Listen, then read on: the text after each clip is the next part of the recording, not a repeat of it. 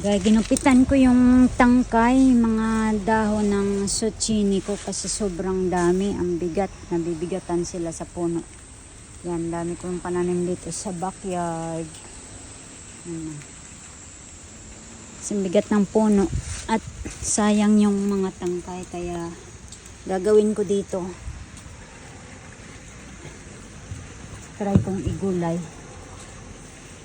Try natin gugulayin. Hugasan, tapos kasi medyo mabalahibo siya. Yan ako sa asin, hugasan sa asin.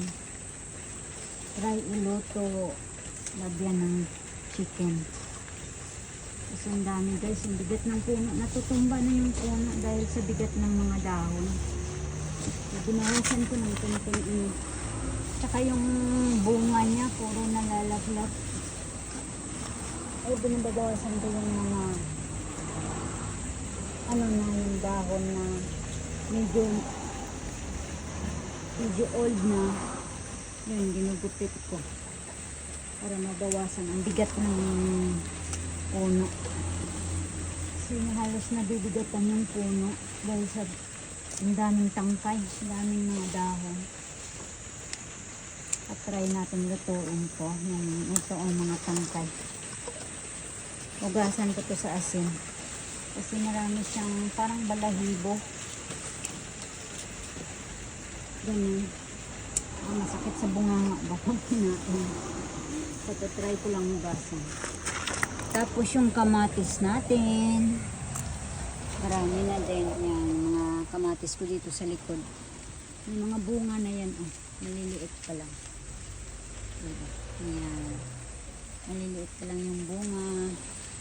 Ito yung ano natin, oh, yung patola. Yan, patola din yan.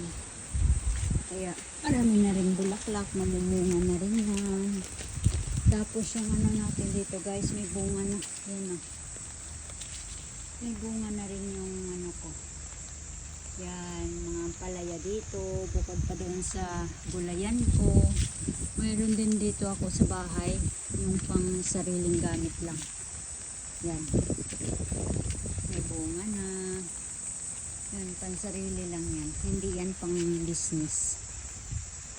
May sariling gamit. Tapos, may kalabasa tayo dito sa likod. Yan, oh. Nagbubunga na rin yan. Yan, dito yun sa likod, oh. Backyard. Sa likod ng bahay, may maliit na garden. Basta may space, masipag ako magtanim.